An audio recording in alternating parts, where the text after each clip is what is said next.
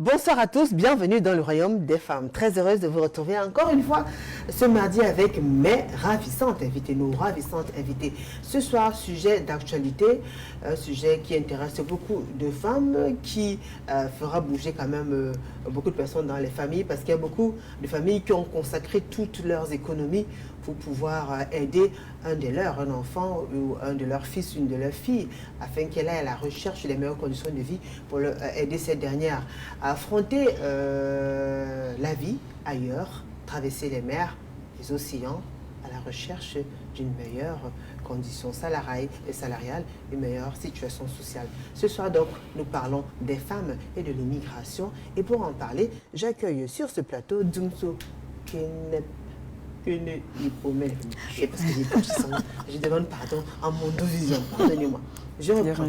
Alors, Dumtop Kene Hippomène, ouais. C'est bien cela. Oui, c'est ça. Bonsoir. Bonsoir, madame. Comment vous allez? Je vais super bien, grâce à Dieu. Passez une belle journée. Super. En couple et mère commerçante, ancienne aventurière. Vous avez quand même un sacré... Vous avez quand même volé votre bourse, hein? Vous avez beaucoup de choses à nous raconter. Oui, la vie m'a obligée à le faire. La vie vous a obligé à le faire. Juste en face de vous, nous avons Madame Tonku Angéline. Bonsoir à vous. Bonsoir Julie. Comment vous allez? Très bien, merci. Madame Tonku Angéline, commerçante, mère de 2 enfants, grand-mère aussi. Bien Julie. Ancienne aventurière aussi. Ah oui. Ça date quand même, le souvenir encore frais dans votre mémoire. Oui, ça date de très longtemps ça. Oui. Voilà. Merci beaucoup. Notre troisième invitée, Marita Tega. Bonsoir à vous Marita. Bonsoir. Comment vous allez? Alors, vous aussi, vous avez essayé quand même de façon assez particulière, quand même, prothésiste angulaire, célibataire. Merci d'être avec nous. Notre quatrième et dernière invitée, j'ai le plaisir de présenter, Madame Wage Kamga Sophie, épouse de Junku. Bonsoir à vous. Bonsoir Julie. Comment vous allez? Très bien, merci. Et vous-même? Ça va, merci. Mariée, mère de 5 enfants. Vous avez... il y a eu un déclic quand même qui vous a poussé à affronter l'autre côté. Oui, bien sûr. Mais motivé quand même par la soif de vivre de nouvelles choses. Oui, tout à fait. Merci à vous, mesdames. On va donc observer une courte pause. C'était le temps de l'introduction. La suite du débat, c'est dans un court instant.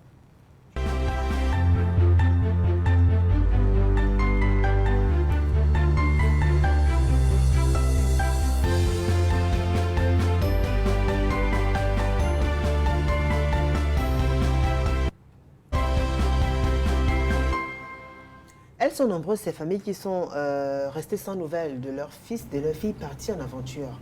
Parfois, on ne réalise même pas que notre enfant nourrit ce projet-là jusqu'au jour où, au matin, on se réveille, on constate malheureusement son absence. Où est-il? Est-ce qu'il a envie? Est-ce qu'elle a envie? Puisqu'on reçoit les femmes ce soir, est-elle toujours en vie? Pourquoi ne fait-elle pas signe de vie? Comment ça se passe? On a soif, on pleure, on voudrait avoir des nouvelles, on voudrait la revoir. Parfois, les choses peuvent se passer bien. Des années après, on a la chance de recevoir un coup de fil ou de voir notre merveilleuse fille revenir, toute grande, finalement, elle aura réussi donc, à réaliser son rêve. Et comme il y a des familles qui ont malheureusement eu cette foireuse expérience d'avoir des nouvelles plutôt désastreuses et qui sont jusqu'à aujourd'hui restées sans nouvelles de leur fille, sont-elles toujours en vie ou pas? C'est peut-être là la face cachée de l'aventure. Un voyage clandestin, une immigration clandestine, on en parle ce soir avec nos invités qui ont bien voulu partager les différentes expériences. Elles ont été motivées par plusieurs raisons. Chacune d'elles nous dira pourquoi. Et aujourd'hui, on va essayer de percer. Elles seront nos yeux. Elles vont nous raconter ce qu'elles ont vu, ce qu'elles ont fait et ce qu'elles ont entendu. Et notre première invitée, Hippomène, vous avez donc... c'est par vous que je commence. Vous êtes en couple, je l'ai dit tout à l'heure. Vous êtes mère, commerçante. Vous êtes partie en aventure en 2013. Oui, en 2013. Vous êtes passée par le Nigeria d'abord, ensuite le Niger, et puis l'Algérie, et puis enfin la Libye. Ouais. Vous quittez la Libye pour revenir au Cameroun. Ouais. Aïe, ça fait quand même un sacré voyage. Hein? Alors, Hippomène, racontez-nous. À quel moment vous décidez de vous lancer dans cette aventure-là? Qu'est-ce qui vous a motivé? Je ne sais pas me dire qu'est-ce qui vous a piqué ou bien qu'est-ce qui vous a pris, mais d'où, en fait, qu'est-ce qui vous a motivé? Quelles étaient les réelles raisons qui vous ont poussé à affronter ce périple, on va le dire ainsi?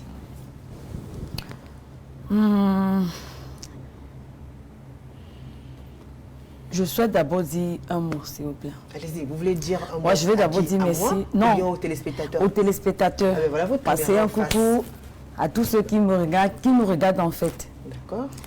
Remercier le bon Dieu d'être ici ce soir, qu'il a permis. Et passer un coucou à ma grande sœur qui est Kenya Tendance. Voilà. Ah, la star. Parce que c'est grâce à elle que je suis là ce soir. Oui. Donc c'est ma star depuis. Voilà, maintenant je peux commencer mon histoire. Ah, c'était tout le mot là. Ouais, Ah, moi je pensais qu'il y avait tout un discours genre, mais chère Camerounaise qui souhaitait, chère sœur qui vous voilà une aventure, bon, n'est-ce pas? C'était juste pour dire bonsoir Kenya. Tendance Kenya, un coucou à toi. Merci beaucoup. Allez-y, on vous écoute cette fois-ci. Je quitte le Cameroun en 2013. La première motivation, c'était la pauvreté que je traversais, que ma famille traversait en fait. On ne vivait pas une meilleure vie. Et dans ma tête, je dis toujours que dans la vie, qui veut peut. Vouloir, c'est pouvoir. Voilà, c'est là où je restais un jour, j'ai dit, mais Cindy, qu'est-ce que tu fais? Parce que moi, c'est Cindy, entre parenthèses, Cindy Cœur. J'ai dit, mais Cindy, tu restes au Cameroun pendant que les gens sont en train de partir. Parce qu'en ce temps, j'étais en couple déjà. Les gens sont en train de quitter le Cameroun et tout. J'ai dit, mais est-ce que ça, il fait qu'au Cameroun? C'est là où je mets dans la tête que non, ou c'est moi ou c'est pas moi. Je commence une cotisation. Oui, je lance comme ça. Je bouscule la cotisation quand ça sort à la fin. Un montant presque de 600 000. Waouh. C'est là où je dis qu'à l'heure, si je vais quitter le Cameroun, je fais ce que j'avais à faire. Je porte le montant demandé. Je donne au coxeur, c'est comme ça. Le coxeur, c'est qui? Le coxeur, c'est celui qui quitte de l'Algérie pour venir au Cameroun prendre les passagers. Donc vous vous êtes renseigné quand même sur le Non, circuit. c'est plutôt quelqu'un qui vient avec la proposition D'accord. que je quitte le Cameroun. Mais quand il vient avec la proposition, moi j'avais déjà ça dans la tête. Ah, d'accord. Et donc du coup, l'argent était déjà Très sur bien. place. Donc il vous sert d'intermédiaire en fait, c'est lui qui vous facilite un peu Oui, la c'est lui tâche qui en me vous facilite présentant la la tâche. personne qui va vous aider à arriver en Libye. Non, en Algérie En d'abord. Algérie, très bien. Oui. C'est quand je porte le montant, c'est le montant que le monsieur a demandé, je remets entre ses mains, c'est comme ça, je me dis, on s'arrange, il prend un jour, comme ça on quitte le Cameroun. Pour quitter le Cameroun. Mais, quand vous quittez le Cameroun, ça a l'air si facile. Vous n'avez pas fait des valises, vous n'avez pas dit, vous n'avez pas fait des adieux. Tu ne peux pas porter trop de valises. Tu mets, genre, je quitte le Cameroun, on m'avait dit plutôt d'acheter les greffes, que là-bas, il n'y a pas ça. Oui, qu'il n'y avait pas de greffes dans le pays où j'allais. On m'a demandé d'acheter les greffes plus. S'il y avait possibilité d'acheter la nourriture, je pouvais le faire. Mais entre-temps, le monsieur qui venait me chercher depuis au Cameroun, ce monsieur avait lui-même ses propres valises. Ce qui fait que moi, je ne pouvais pas prendre grand-chose. Ce que j'ai pu prendre, j'ai pu acheter, c'était les greffes. D'accord, pour aller revendre peut-être, ou alors vendre au cours, enfin durant le trajet. Non, vendre où j'allais. Ah d'accord. Oui, c'est comme ça que je suis donc quittée avec lui. On Vous a avez dit au arrangé un revoir jour. à la famille? Parce qu'il y en a Oui. qui disent au revoir. Non, j'ai dit Comment la au famille a revoir, j'ai réagi? reçu la bénédiction des parents avant de quitter le Cameroun. D'accord, vous leur avez dit quoi exactement? Qu'ils me bénissent. Oui, afin que comme je me suis décidée de quitter, je pars pour une raison et je reviens avec le résultat. Vous voulez combattre, vous voulez lutter contre la pauvreté, vous voulez sortir votre famille de la Ouais, pauvreté. à c'était l'époque. ça en premier. C'était ça même le déclic. C'est ça qui fait que j'abandonne tout. Je prends la route. Comme on dit parfois au quartier, fuir la misère. Sortir Un sa peu famille comme de la ça. misère. Ouais. Comme ça, je quitte le Cameroun. On quitte Cameroun, Nigeria, avec toutes les villes qu'on parcourait. Enfin, attendez, pas en route, vous avez pris la voie routière? Oui. La voie maritime? Voie routière, puisque quand tu quittes Cameroun, tu quittes Douala, on arrive Bonabéry, Bouda, Manfé, Bamanfé, la frontière du Nigeria, Cameroun. Quand tu arrives là, c'est là où on vous prend dans la pirogue, la nuit en fait. On traverse l'eau avec vous. Vous êtes à l'aise dans la pirogue? Ouais, nous sommes à l'aise dans la pirogue. Parce que c'est pas serré. D'accord. Avec les femmes qui viennent au Cameroun, Oui. à la frontière, acheter la marchandise. Dans cette même pirogue qui contient les femmes là. C'est dans la même pirogue que nous entrons pour... D'accord. Donc, traverser. il y a à la fois celles qui font le commerce, des commerçantes, et celles qui vont en aventure. Effectivement. Est-ce que vous connaissez celles qui vont en aventure, non? Non, nous ne connaissons, non, nous ne connaissons pas. C'est un peu confus. Il y a un mélange. Nous ne sommes pas nombreux. D'accord. Pourquoi? Parce que lui, en venant au Cameroun, il a déjà ses nombres de personnes qu'il va prendre. Très bien. Et moi, nous étions juste deux. Plus le coxeur. C'était un peu comme ça. D'accord. Voilà, vous êtes dans la pirogue, dans Ah, la on nuit, vous prend attendez l'eau. la nuit. Non, c'est dans la nuit qu'on nous lance en fait. Oui. Oui, quand on parcourt, on roule là. En fait, on dort comme on veut et tout, jusqu'à arriver à la première ville du Nigeria qui est, je pense, c'est Kano. Ouais, c'est quand on arrive là-bas que maintenant, la vraie aventure commence. Là, on n'est plus au Cameroun. Il n'y a plus papa, il n'y a plus maman, il n'y a Non, plus non, les tu es amis. seul, tu es abandonné. Vous à avez personne. l'argent encore sur vous. Non, tu ne touches même pas ça. Vous avez tout remis les 600 000 euros. Non, pas 600 000. Lui, il prend. Parce que moi, j'avais versé 350 000. Très bien. Oui, 350 000. Le reste, j'ai laissé à la famille, mais 350 000, je verse chez lui. Mais vous n'avez même pas un cent à dire. Tu vas faire quoi avec de l'argent? Ah, c'est vrai. Parce que c'est lui qui fait tout.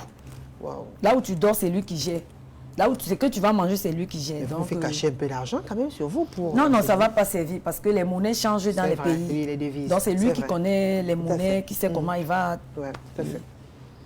Vous arrivez à la première ville. Oui, nous arrivons à la première ville. On restait là-bas peut-être 2 semaines. C'est comme ça, là, on continue encore. Et là, Avec vous les dormez risques. où? Non, dans des motels. D'accord. Oui. Parce que dans la première ville, on dort dans le motel. Seul, dans votre chambre? Non, nous étions 3. La fille, lui et moi. Vous dormez à 3 sur le Oui. même lit? Non. Dans les motels, non pas... Donc si tu peux prendre une chambre, dans la chambre, tu dis il y a 3 personnes. Oui, c'est un peu comme ça. Donc il y a 3 lits par chambre, on dit ça comme ça. Selon ce que tu commandes. Ok. Oui, c'est selon ce que tu commandes. Mais vous qu'on partagez te- la même chambre en tout Oui, cas. la même chambre. D'accord. Comme ça, on est resté là-bas. Et après, on reprend la Et route. quand vous êtes là-bas, vous avez le droit de sortir pour aller vous balader? Je dis n'importe quoi. Si on voulait, ça dépendait du mental de tout un chacun. D'accord. Mais tu ne sortais pas seul quand même. Il fallait être toujours accompagné du coxeur. Parce que c'est lui qui maîtrisait la ville, quoi. Il était gentil, le coxeur? Non, tellement. Tellement gentil. Tellement. Ouais, quand on est quitté là-bas, on a pris... on attend d'autres convois. Donc, quand vous êtes derrière la première ville, qui est il y a d'autres voyageurs. On attend maintenant un départ Collectif. qui vont nous porter parce qu'on voyageait dans des petits motards qu'on voit dans les films d'Afrique. Les petits motos là qui ont 3 roues comme les tricycles qui sont en haut, c'est un peu comme ça. Ah bon? On voyage. À un moment donné, on ne porte que sur les motos pour traverser la brousse. La brousse, c'est même 6 km. Oui, dans la nuit. Toujours dans la nuit. Oui, toujours dans la nuit. Parce Vous êtes que vêtu comment? normalement. Vous vous déguisez le... Non, on ne se déguise pas. Très bien. On est vêtu normalement. Avec votre sac? Vous avez- Avec lui, chacun son... C'est la guerre, donc chacun... Mais vous avez le temps de vous laver? Vous avez Oui, on a le temps, Vous on a avez le temps. des médicaments quand vous avez une migraine? la grippe, des fois? non, c'est que c'est là où on devait acheter. D'accord. Non, en quittant même, tu n'as pas besoin de tout ça. Oui, parce besoin de qu'on tout a des ça. femmes aussi pas arriver, on a des incidents. Dans la tête, tu n'as même pas ça, parce que dans ta tête, c'est pour arriver où tu as dans ta tête d'arriver. C'est tout. Ouais. Mais dis, soif de réussir, la l'agnac soif de de ça, oui, réussir. c'est ça, en fait. Dans les médicaments, là, dans la maladie, même dans ta tête, là, il n'y a plus de maladie. Ah bon? Ton problème, Mais il y là, a c'est quand même d'arriver. psychomenstruel. Ben, ça peut bien arriver, on ne refuse pas, mais à l'instant, là, ce n'est pas ça qui est dans ta tête. Donc, dans ta tête, ce que tu veux, c'est réussir. Tu es sorti pour chercher, tu vas réussir, c'est tout. D'accord. Donc, c'est comme ça. Avec les risques, on parcourait la nuit, on arrive dans une autovie, on doit à la gare. Parce qu'on arrive dans la voiture, avec la moto, on arrive avec la moto, on arrive dans un autre campo. On nous laisse dans là-bas, on attend, quand ils vont regrouper les clients, on reprend, on entre dans la voiture, on arrive dans une autre ville. Il y a plusieurs villes, mais je ne peux pas donner tous les noms. Tout à fait. Voilà. Ça se comprend. On arrive jusqu'à, je crois, Agadez, qui est déjà... Quand on a déjà traversé le Nigeria, première ville du Niger. Waouh. C'est là où on arrive, donc on dort à la gare pour attendre le second voyage. C'est un peu comme ça. D'accord. Parce qu'on arrive en Algérie. Waouh. Tu arrives à Tamaracet, on attend encore d'autres passagers. Oui, on attend. Si c'est une semaine, vous attendez 2 semaines. Parce que moi, pratiquement, j'ai fait 3 semaines à Tamaracet. Avant de reprendre, avant qu'on nous prenne dans le bus pour Oran, ma ville, que j'ai été. C'est quand j'arrive à Oran que mon vraie aventure commence. Oui. J'étais déjà dans la ville où j'allais, donc même la souffrance, là, je voyais plus. Je voyais maintenant ça. Ah d'accord, donc votre souhait, c'était aller en Algérie. Oui, mon souhait, c'était ça. C'était vous arrêter en Algérie ou bien passer par l'Algérie pour aller dans un autre Non, mon souhait, c'était... Mon voyage, c'était pour l'Algérie. Donc, quand vous êtes arrivé en Algérie, vous vous êtes dit, ouf, enfin. Ah oui, enfin. Et là, vous avez une vie de femme normale, en couple, en famille, en foyer, mariée. Donc, quand tu arrives d'abord là-bas, vous restez dans une maison, la maison d'accueil. Donc, quand vous quittez au Cameroun, peut-être vous pouvez avoir quelqu'un là-bas, soit un grand frère, soit une grande soeur, soit une relation en vous, en fait. Donc, quand vous arrivez, tu as une famille, tu vas là-bas. Moi, j'ai été chez l'un de mes grands frères et qui m'a bien reçu, qui m'a bien traité et que jusqu'à aujourd'hui, je lui dis merci. C'est quand j'ai vécu chez mon grand frère là 3 mois avant de trouver moi-même mon endroit à aller aménager. Vous avez rencontré quelqu'un? On rencontre toujours quelqu'un. Le fait, c'est que ce qui a été positif, c'est que j'ai rencontré une bonne personne qui ne m'a pas jugé, qui ne m'a pas condamné, qui ne m'a pas abusé. Donc c'est cette personne qui m'enlève même en fait où j'étais, me mettre dans mon propre endroit. D'accord. C'est là où tout commence. Ouais. Dieu a béni comme il pouvait bénir encore davantage, rebénir, afin que je puisse bénir aussi ma famille et je réalise. Ah non, ça ne comprend pas, il faut bien expliquer la partie là. Ah oui. Quand je dis Dieu a béni, ça veut dire tu rencontres quelqu'un, un homme d'affaires pour mieux m'exprimer. Donc quelqu'un qui a une bonne situation sociale. Non, un homme d'affaires, parce qu'en Algérie, c'est ça. Financièrement, c'est quelqu'un qui... Voilà, c'est un peu ça. D'accord. Du coup, quand il gagne ses marchés, il pense toujours à toi parce que tu es sa personne. Donc quand il pense à toi, toi également, tu vas penser pour la famille. C'est un peu comme ça, au fur et à mesure, j'ai pu réaliser mon rêve en fait. Quand j'ai pu réaliser mon rêve, le second, c'était... Donc, on m'a encouragé que non, Cindy, tu as déjà fait ce que tu veux. Tu es venu en Algérie pour faire. Maintenant, il faut faire l'effort pour entrer en Europe. C'est là où je dis que, pourquoi pas tenter? Quand je dis pourquoi pas tenter, j'appelle au Cameroun, j'appelle mon papa. Je dis, papa, il est comme ça, je vais prendre l'eau pour l'Europe. Papa dit non, tu ne peux pas prendre l'eau. Je dis, mais pourquoi je ne peux pas prendre l'eau? Il dit, non, tu ne peux pas prendre l'eau. Vous voulez passer par la voie maritime? Oui. Je dis, il dit non, tu ne peux pas. C'est quand première fois, je laisse tomber. C'est deuxième fois qu'il dit même le tout, c'était dit même puis il veut prendre l'eau. Moi-même, je ne vais pas prendre l'eau là. C'est comme ça que je quitte. Il m'arrange, je quitte l'Algérie, je pars pour la Libye. J'arrive en Libye. Dans le bateau? Non, non. En Libye, la traversée, ce n'est pas le désert. D'accord. Il n'y a pas d'eau. Mais les conditions, c'est dur, non quand même, très, très dur. Très, très dur. Comme quittant aussi du Cameroun pour l'Algérie, c'est la même chose, qui ne risque rien à rien. Donc, quand tu as déjà commencé quittant le Cameroun pour l'Algérie, tu vas quitter encore l'Algérie là pour la Libye. Waouh. Ouais.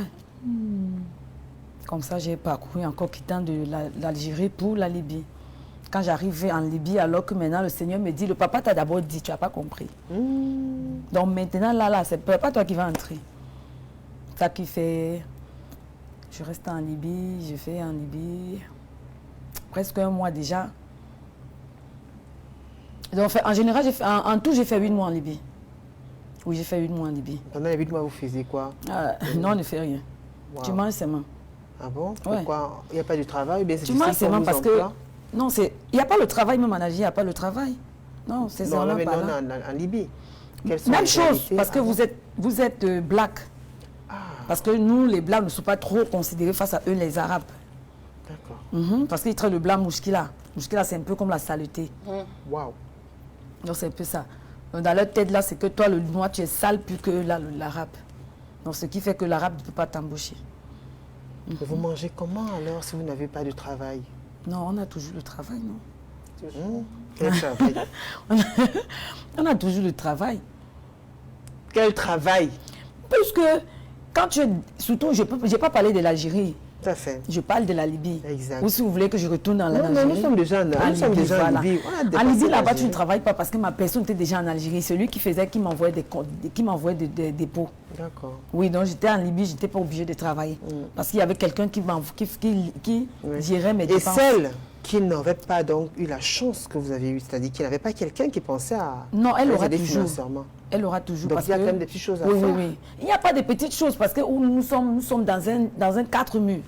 Il paraît qu'il y a des femmes qui sont parfois obligées de se prostituer, de servir d'objets sexuels. Non, là-bas, ou- tu ne peux pas. Hmm. Là-bas, tu ne peux pas te prostituer. Ouais, Non, là-bas, on ne se prostitue pas. d'accord. En Libye, non.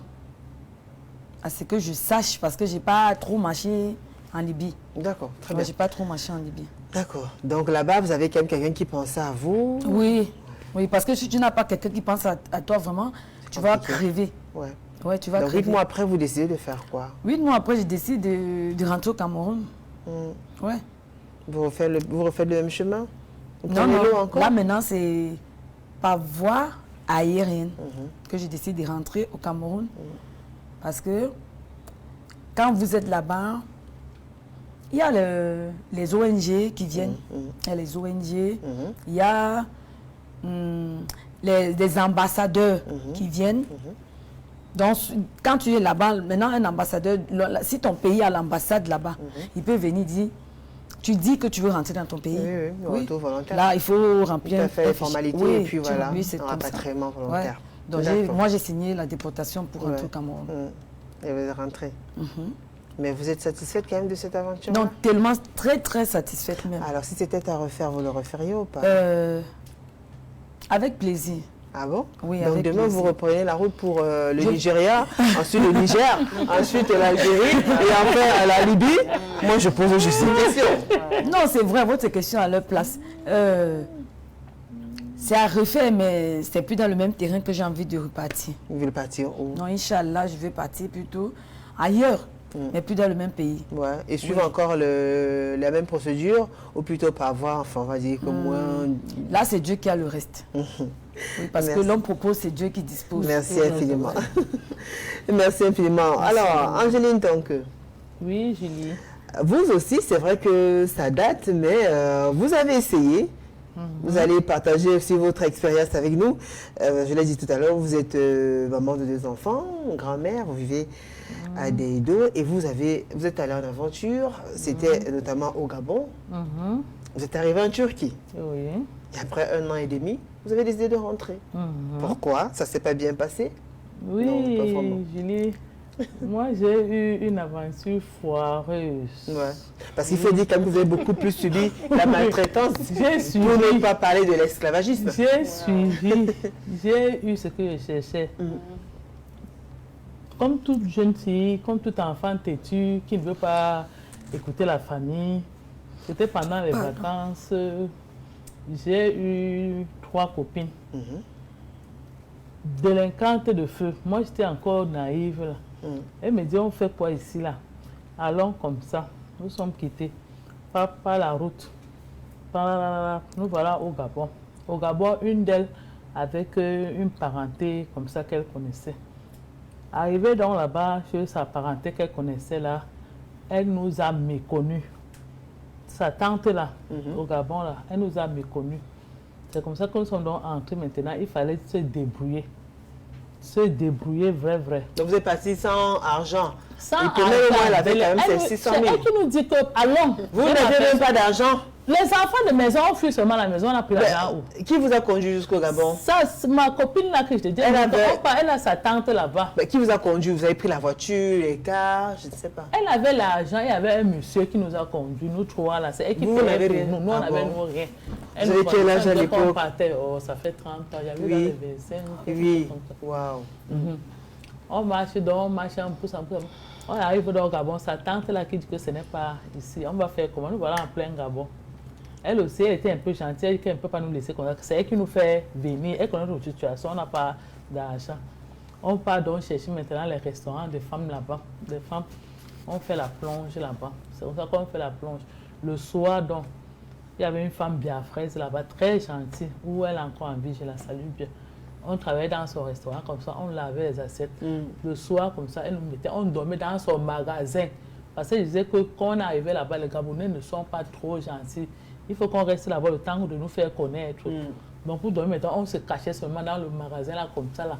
On dormait le temps d'un petit repos, comme ça. Le matin, pam, on se remet au travail. On lavait les assiettes. D'autres qui partent au marché, on découpe. D'autres qui tournent les couscous, toujours comme ça, c'est comme ça, c'est comme ça, c'est comme ça, c'est comme ça. On reste dans Vous donnez quand même des nouvelles à votre famille de temps en temps? Non. Ah, il y avait quand même une de mes cousines qui savait. J'étais très têtue. Je dormais sur la toiture, non?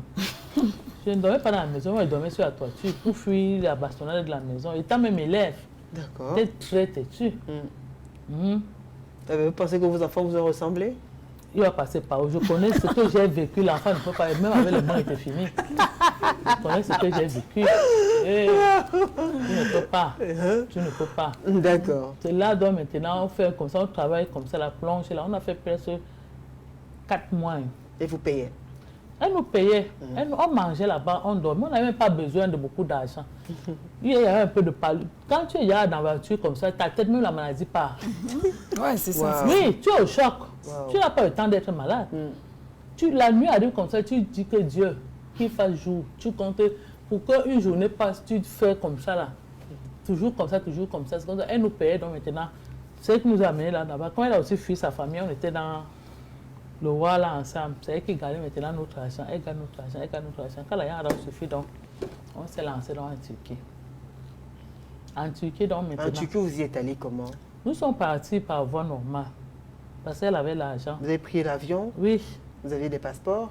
Oh, on avait des passeports, non? Ah, On vous a avez fait vos notre passeports argent. ici au Oui, Cameroun? on avait nos passeports. On D'accord. sont partis. Arrivé dans la Turquie maintenant, on se lance. Avec le peu d'argent qu'on avait déjà, ma cousine m'a envoyé l'argent. On envoyait la famille s'inquiétait pour moi. Les gens envoyaient l'argent comme ça pour que je rentre. Parce que je disais que j'étais à Calais. Alors que nous, on a tassé là, chacun pleure dans sa famille, on envoie l'argent. Quand tu pleures, on envoie l'argent, nous on entasse dans l'argent. On a pris plutôt la route de Turquie. Par exemple, on devait trouver du bien là-bas. On arrive donc là-bas maintenant, on se lance encore dans l'aventure. On nous met dans un grand magasin comme ça, les Turcs là. On faisait dans un grand magasin de couture. Les habits des Turcs, tu vois, les marques, les tricots, marques machin. C'était un grand atelier. Donc ça passait en chaîne comme ça. Là-bas, tu mets les boutons, l'autre, tu mets les cols. Oui, la l'autre, couture, tu en fais fait, les on a finitions. compris, oui. Voilà, c'est comme ça. Et là-bas, donc maintenant, voilà que là-bas, on habitait presque sans papier, on était sans papier. Hein. On se cachait seulement. Ils savaient maintenant qu'on ne pouvait pas se plaindre. Pour nous payer donc maintenant, on nous payait chaque dimanche. Chaque dimanche. Et pour nous payer donc maintenant, ils avaient une chambre. Tu passes que dans la chambre à prendre ton salaire ou tu laisses. Pourquoi? Oui, là-bas dans la chambre, ils vont te coucher même à 5. Waouh. Oui, ils te violent là-bas. Tu es obligé. Tu vas faire comment? Si tu ne veux pas, tu laisses. C'est comme ça qu'on avait aussi un peu d'argent. On avait encore l'argent au moins pour manger là. On a dit que non, papa. Nous avons supporté comme ça là. On reste, on dit que non. On ne travaille pas. On nous a demandé d'arrêter le travail là. Nous sommes concertés. On va arrêter le travail maintenant là. Et continuer donc comment? Dieu merci. Quand on a arrêté donc le travail, on a trouvé toujours 2 Camerounais qui travaillent dans le magasin. Mais c'est pour eux qu'ils avaient déjà duré là-bas. C'est eux qui nous appellent et disent que vous savez comment on traite les filles ici là. Ils disent que non, papa, je bon. Comme la chambre que vous refusez d'entrer là, on ne va jamais vous payer.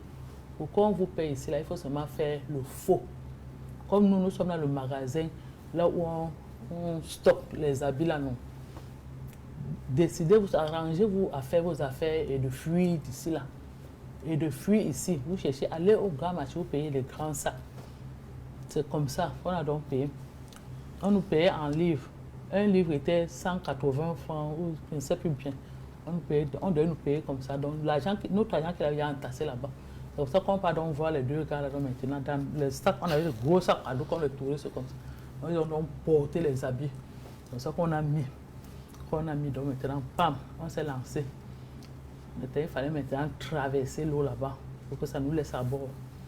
Julie, le bateau était ouvert. Tu regardais l'eau comme ça, il n'y a pas que tu vas mettre ton pied. Un grand bateau ouvert comme ça. Tu vois les mamans avec les enfants, les hommes, le bateau comme ça, là, tu montes seulement, ça te fait la traversée. Et c'est comme ça, on t'attrape là-bas, tu rentres en prison. On t'attrape là, ils t'attrapent là, ils te ramènent seulement là-bas dans leur pays. Tu refais la prison là-bas, jusqu'à ce que tu peux même mourir là-bas. Dieu merci. Dès qu'on a traversé, à la limite là-bas, maintenant, c'est là que les sacs d'habits là, on a liquidé ça là-bas. On avait nous trois comme ça, les ballots d'habits dans le sac, comme ça là. On a traversé, on a vendu les habits là. Nos sacs même qu'on avait apportés, comme c'est eux qui gardaient les sacs là, on faisait, on travaillait pour les habits là, non, c'est eux qui arrêtaient tous tes papiers, tous tes sacs, on a tout abandonné là-bas. Puisqu'on fuyait seulement. C'est à la traversée c'était comme une rivière ou quoi là. Ça a traversé à maintenant, on a vendu les habits là. C'est là-bas qu'on a liquidé les habits là maintenant comme ça. Pour avoir un peu d'argent. Un peu d'argent, nous avons fui. On a abandonné tout là-bas. Et le salaire et tout. Traverser maintenant un désert. Après, on dormait, Julie. Tu dors comme ça là. Les animaux passent comme ça là dans le désert. Oui. Ouais, maman. Tu es arrivé, comme nous sommes arrivés comme ça là. Les animaux comment? Oui, dans le parc, il y avait un parc là-bas, comme le parc de Nozo ici.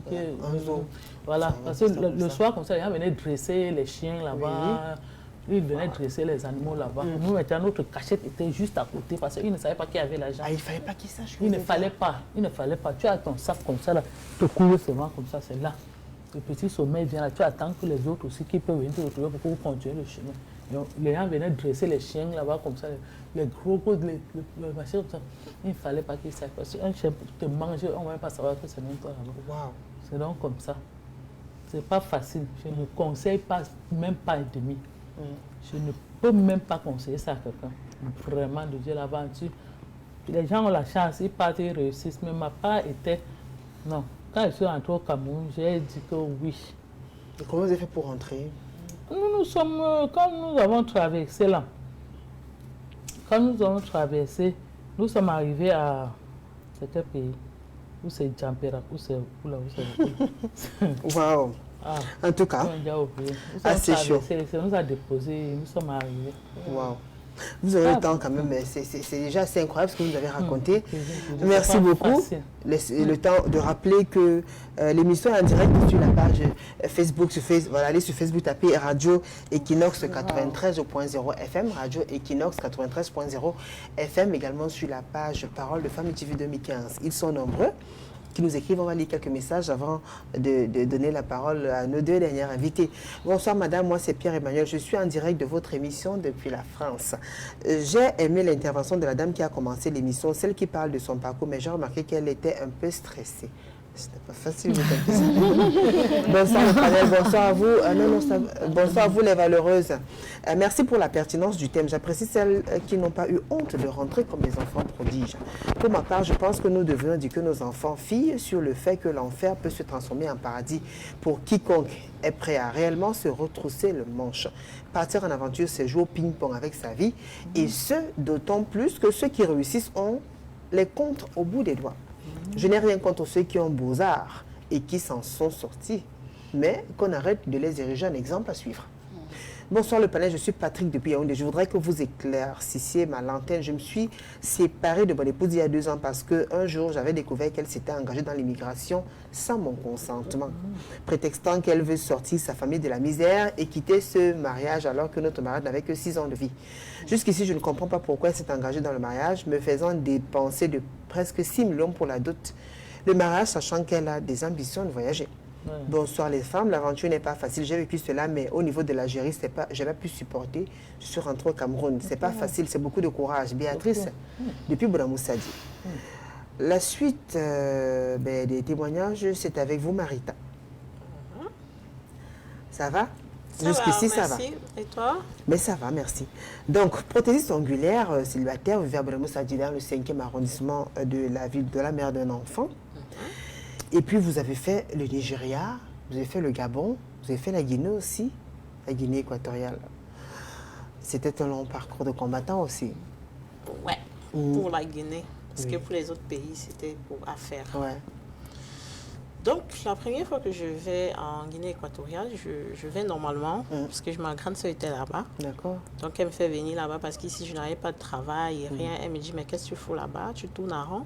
Comme tu as fait une formation en secrétariat, ici on cherche beaucoup de secrétaires, Donc, tu fais ton passeport, tu prends ton billet et tu viens. Donc, c'est ce qui s'est passé. Tout s'est bien passé. La première fois, j'ai trouvé du travail et tout. Et quand je suis tombée enceinte, ça s'est passé très mal pour moi. Je n'avais pas une bonne santé. Donc, je décide de revenir au Cameroun pour prendre soin de moi. D'accord. Après l'accouchement, je décide donc de repartir parce qu'il fallait bien survivre. Donc, je laisse mon fils qui a 6 mois, quand même. Hein.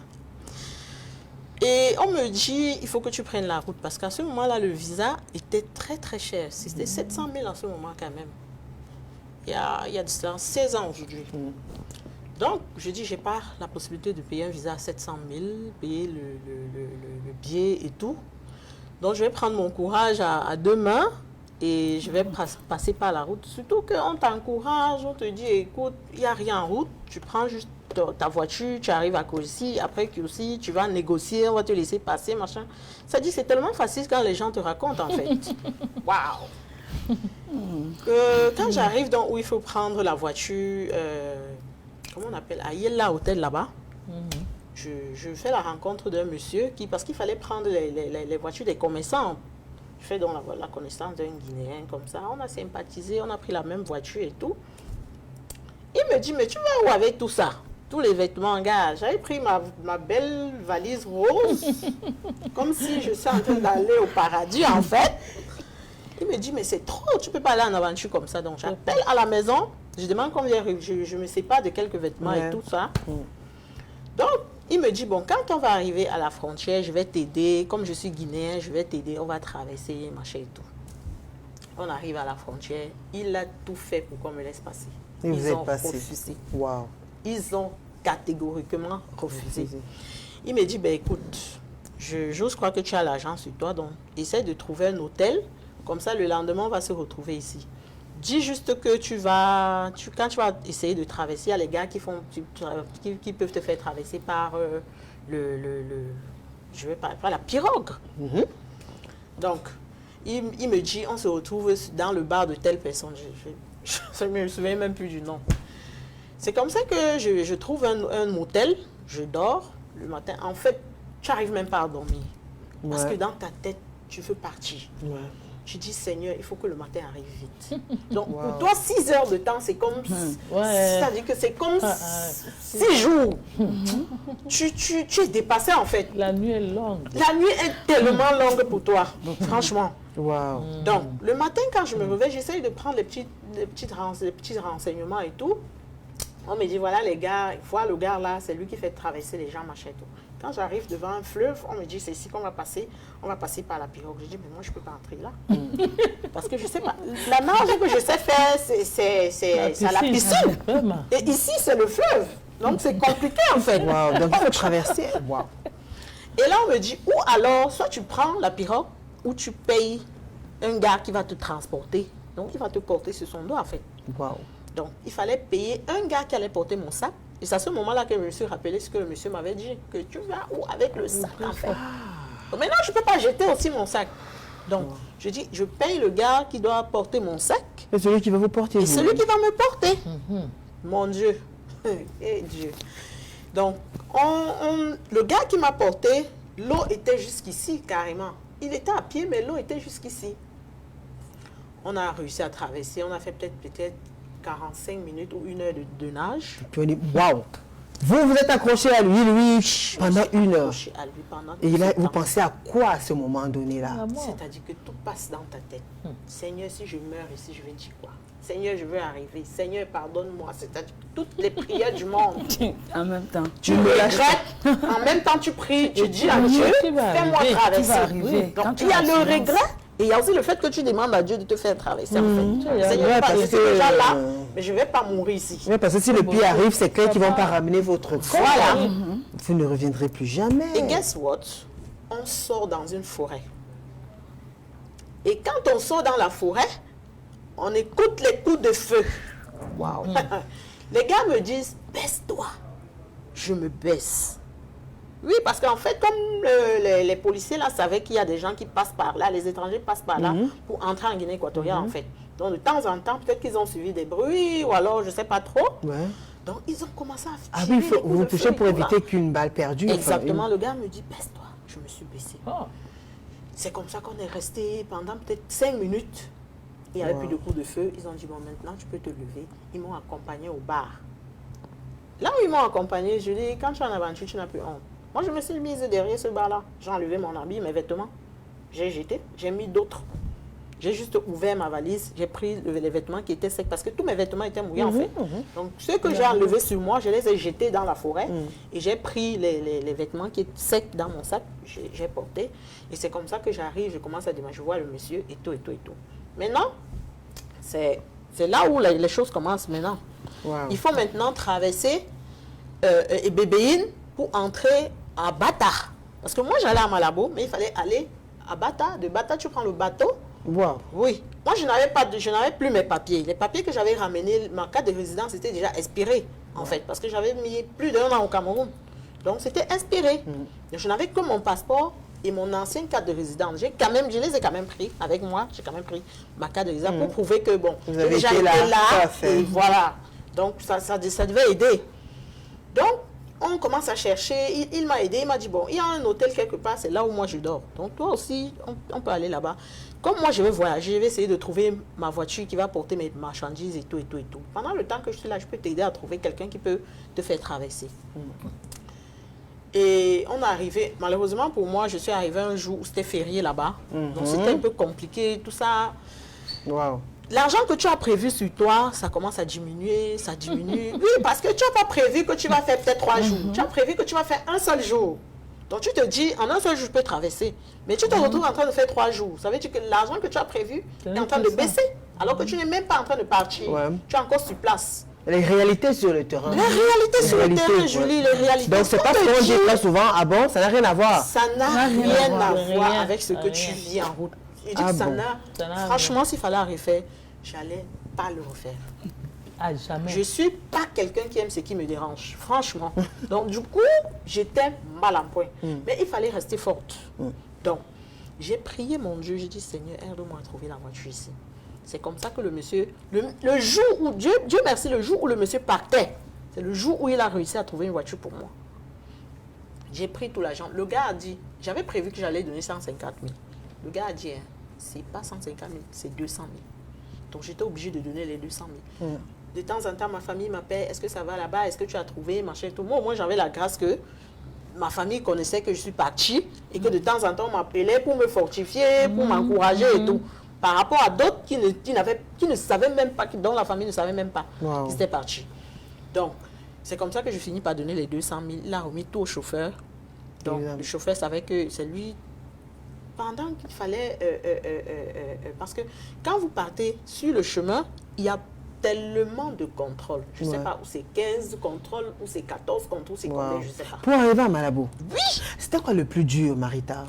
C'était quoi le plus dur? difficile pour moi, c'était la traversée, en fait. D'accord.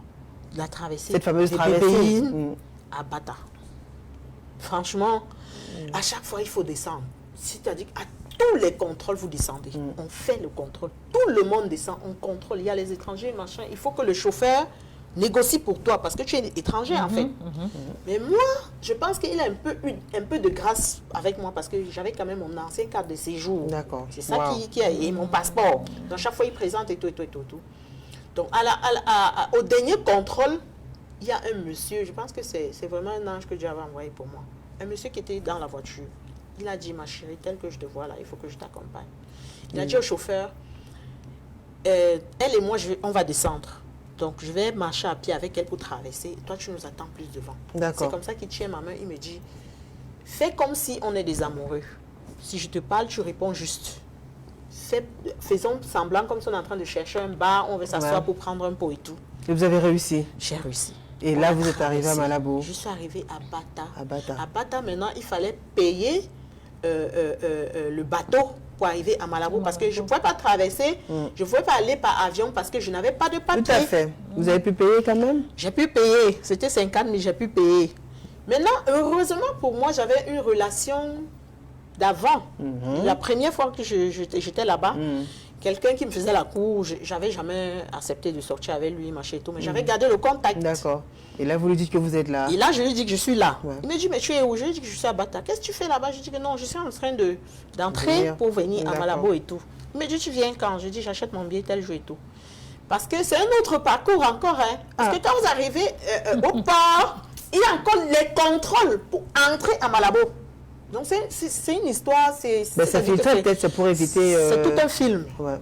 Waouh. Donc, heureusement pour moi que c'est quelqu'un quand même qu'on connaissait aussi, qui avait un nom et tout. Ouais. Il vous a aidé. Cherché, il m'a aidé, vraiment. Ça peut passer peut-être avec les femmes, parce que bon, on connaît une femme quand même, on est en face de soi, un homme qui s'aime. Mais quand c'est les hommes, c'est un peu plus dur pour les hommes. Compliqué. Il y a ce message. Bonsoir, Julie, bonne thématique. Une femme qui se décide à aller en aventure, une affaire sans direction, qui ne débouche parfois que sur du hasard, vraiment pas encouragée. Une femme qui va en aventure n'est pas différente d'une lionne en forêt. C'est John The Fact depuis de la 5e. Bonsoir, Julie, pourquoi il ne veut pas nous dire la vérité ou la réalité du terrain? Les femmes se prostituent dans ces pays arabes là pour survivre. Bonsoir madame, je veux savoir pourquoi la première rentre au Cameroun, qu'elle dise la vérité. Oh.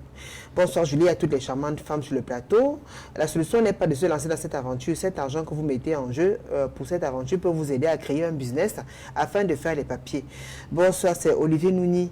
Alors bonsoir le plateau et toutes les braves dames. D'entrée de jeu, j'apprécie leur courage et à elles toutes. Mais soyons franches, pourquoi le travail de Cindy reste un mystère? C'était une blague depuis PK14. Bonsoir Julie, c'est une bonne expérience pour ces femmes. Elles ont désormais de quoi conseiller leurs enfants. Voilà. La nature n'est pas folle, mais qui est géniale. Voilà. Bonsoir le plateau. Cette dame qui parle de Libye doit nous dire la vérité. Je me prénomme Auguste. En Libye, je me prénommais Rasta. Et j'ai fait presque toutes les villes de ce pays. Et je suis finalement installée à Tripoli, où j'ai passé presque 10 ans. Et pour vous dire la vérité, j'étais un dealer. Et j'avais les femmes chez moi qui travaillaient à mon compte. Et certaines se prostituaient. Comme j'étais le propriétaire du local, j'avais un pourcentage dans ce qu'elles gagnaient. C'est une vie que je souhaiterais mieux vous expliquer en face, si oui, sur le plateau. Bonsoir mesdames, moi c'est Ulrich depuis Yaoundé.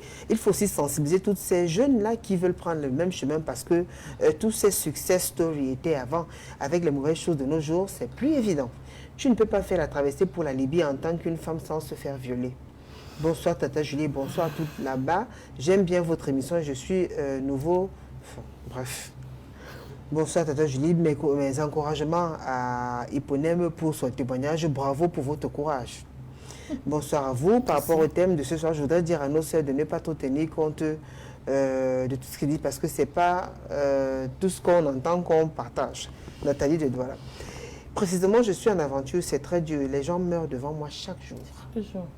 Bonsoir Julie, beaucoup de courage à nos sœurs, vraiment c'est terrible. Mais comment allons-nous faire? Le pays va hyper mal. Et là, tout de suite, vous allez finir votre histoire tout à l'heure. Hein. Vous étiez déjà à côté, quand même, vous étiez déjà en Guinée. Quitter Bata pour Malabo, quand même. C'est un peu comme si on quittait déjà pour Yaoundé, c'est ça? Donc, vous y êtes presque. On a déjà compris qu'avec le bon samaritain, là, hein, avec cette info, une fois qu'il était au courant que vous êtes déjà quand même à Bata, il fallait plus que vous faciliter la tâche pour arriver à Malabo. Voilà. Et c'est ce qui a été fait. C'est ce qui a été fait. Vous avez passé combien de temps là-bas à Malabo? J'ai passé quand même plusieurs années. D'accord. Vous avez une situation? Vous êtes lancé dans une activité particulière? Non, j'ai toujours été, j'ai travaillé. D'accord. J'ai travaillé. Ok. Et un beau matin, je me suis décidée à rentrer. Parce que j'ai pensé à mon fils, qui avait déjà 4 ans. Je me suis dit, il faut que je lui donne l'amour maternel. Très bien. Je ne me suis pas préparée du tout à rentrer. Hein. Donc, en une semaine comme ça, un jour, je me suis levée, j'ai dit, bon, je rentre. Écoutez, c'est le cas donc de notre quatrième invité, Wage Kamga Sophie, épouse Djunkou, mariée et mère de 5 enfants. Président Bonamoussa dit, vous avez quand même une aventure assez particulière. Marita tout à l'heure a dit l'instinct maternel qui a même lui a fait penser à son fils et elle a décidé d'abandonner tout pour retrouver son fils. Il y a aussi ce téléspectateur qui écrit qu'un jour, après avoir passé 6 années de mariage, sa femme elle est partie sans dire au revoir et il n'a jamais compris pourquoi. Ce sont des situations que beaucoup de femmes vivent certainement dans les foyers. Il y a plusieurs raisons, mais chacune essaie de gérer à sa manière.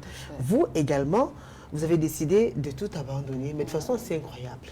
Laissant tout le monde, mari, enfant, tout, votre situation sociale, tout. Tout à fait. Pour aller, vous partez faire quoi? C'était un cas de force majeure. Un cas de force majeure. Oui, la santé d'abord. Vous la avez dépression. besoin. Oui. Vous étiez mal, vous vous sentiez très mal. Très, très mal. Oui. Dépression avancée. Ouais, je disais, il y a des moments où je conduisais, je m'égarais, je ne savais pas où j'étais. Il fallait m'arrêter même au carrefour pour me réorienter. Et puis, ça veut dire que c'était sérieux. Il fallait que je quitte le milieu, que je quitte le pays et que je quitte ces relations un peu toxiques là aussi. Et puis, pour me refaire. Après, vous vous sentez mourir à petit feu. Exactement. J'ai dit, je ne me laisse pas partir comme ça. Je suis une guerrière. Je ne me laisse pas partir.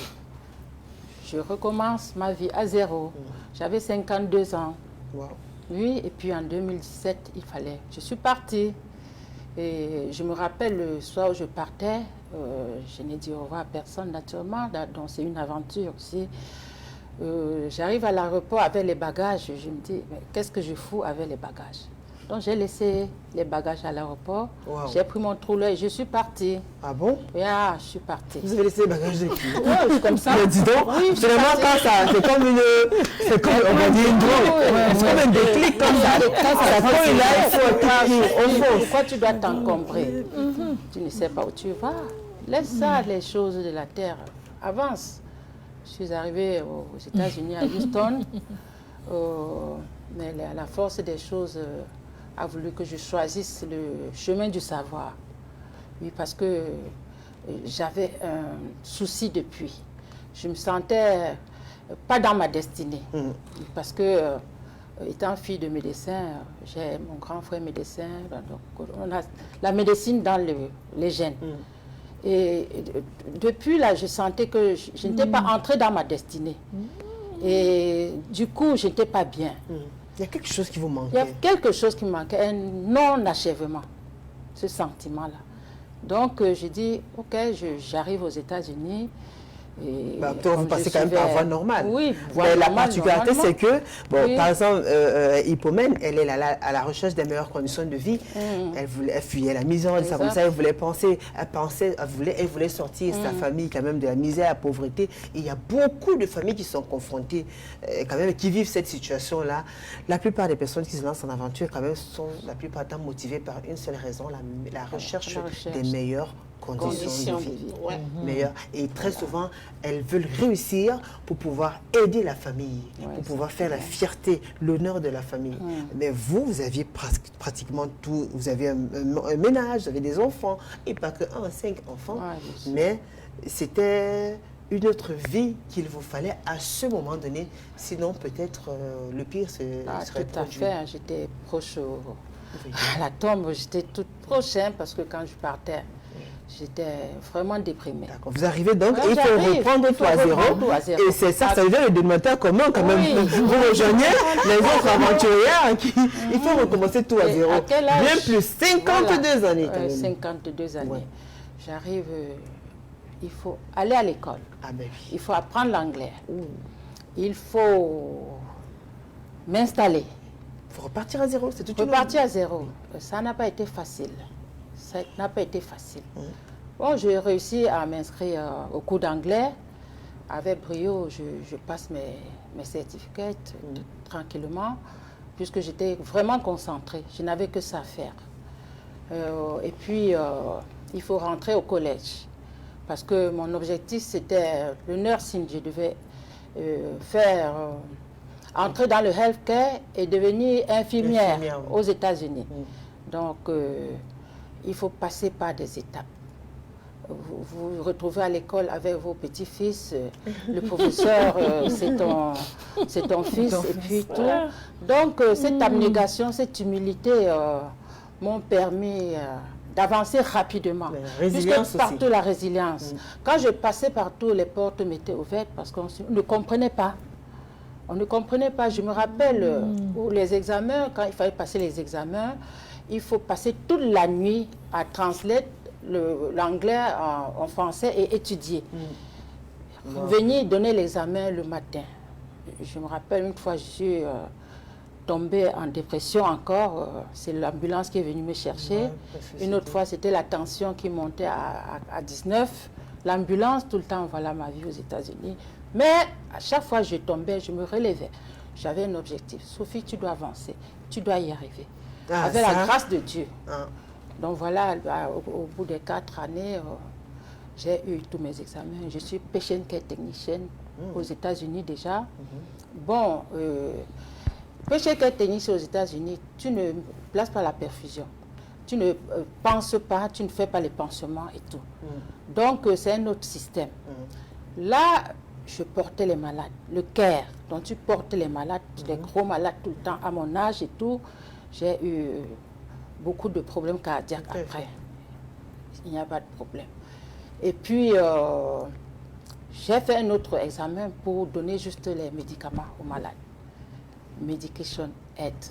Et j'ai eu, avec brio, j'étais première du centre. Et puis, j'ai arrêté de porter les malades. Je donnais mes médicaments aux Blancs. Et je m'étais inscrite à l'école pour le License Vocational Nurse, LVN, pour être infirmière. Et là, il fallait faire les cours d'anglais pour aller à l'université. J'ai eu mes cours d'anglais avec brio. J'allais à l'université. Quand paf, cours de théâtre, il fallait que je revienne au Cameroun. Waouh, Je dis que les enfants étaient mal. Donc, de temps en temps, vous échangez avec les enfants? Oui, disons après 2 ans, parce que j'ai fait 2 ans sans donner des nouvelles? d'Ambago, oui, sans donner de nouvelles à personne. Wow. Oui, oui, j'étais dans mon monde. Mais je travaillais, je priais, j'étais concentrée sur mes objectifs. Voilà. Aujourd'hui, comme vous le voyez, je suis infirmière. Parce que quand je reviens au Cameroun, ce n'est pas terminé. Je suis en train de recoller les brèches jusqu'aujourd'hui parce que les enfants étaient vraiment mal. Et il fallait être infirmier au Cameroun. Parce que le système américain est différent. Qu'est-ce que je fais? Je prends mon diplôme, Patient Care Technician, Medication Aid, je pars, on évalue, on me dit, Sophie, tu dois encore faire 2 ans de formation pour être infirmière au Cameroun. Alors, il n'y a pas de souci.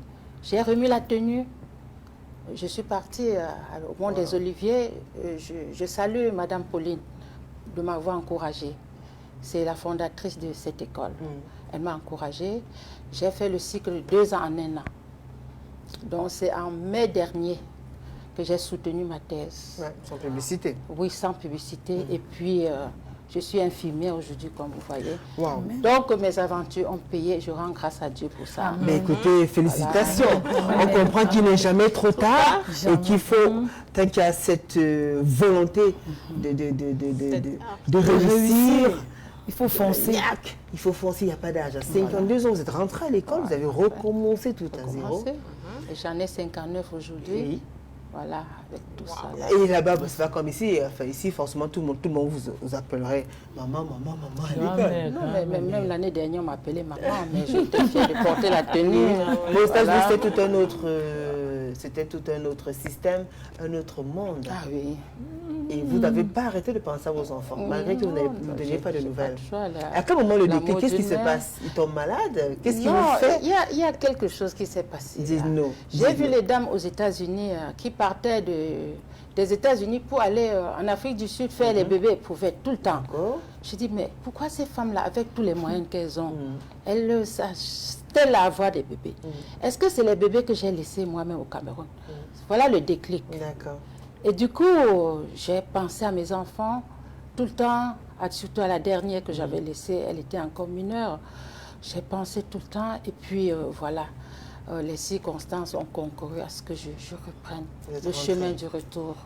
Et vous avez trouvé tout le monde vivant? Vivant, oui, c'est la grâce de Dieu. Je suis rentrée. Ils vous regardaient comment?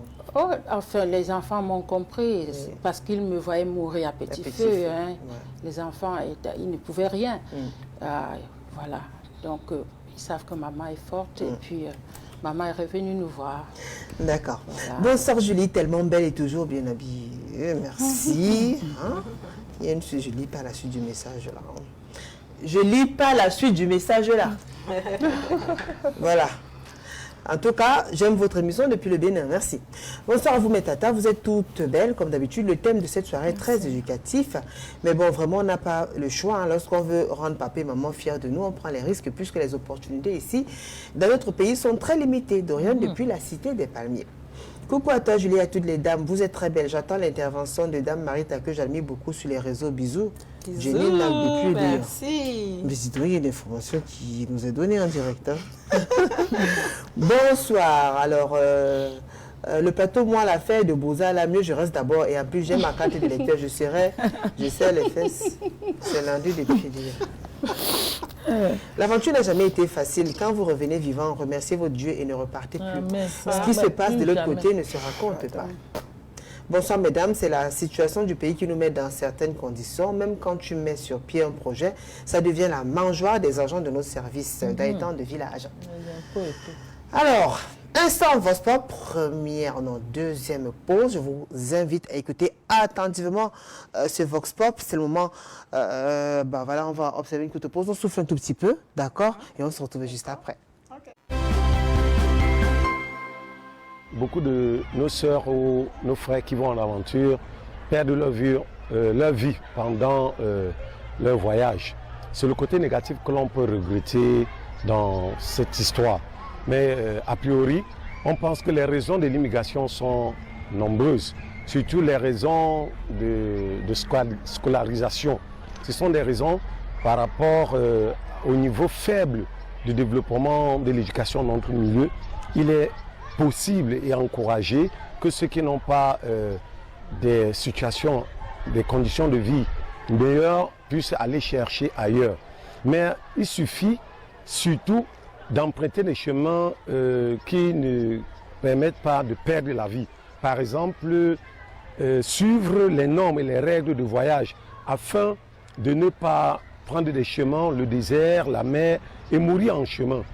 Or, pour les réalités de cette immigration, on va dire que le long du chemin, il faut aussi vivre dans des conditions de telle sorte que, en fin de compte, le retour soit possible. Parce que certains y vont et n'y retournent pas. Parce qu'ils sont mal partis, ils deviennent des réfugiés dans ces pays. Y aller pour des bonnes causes. Et quand on y va, on pense au retour. Parce que les revenus ramenés dans notre pays, ramenés dans le continent par ces immigrés, participent effectivement au développement. J'entends juste parler.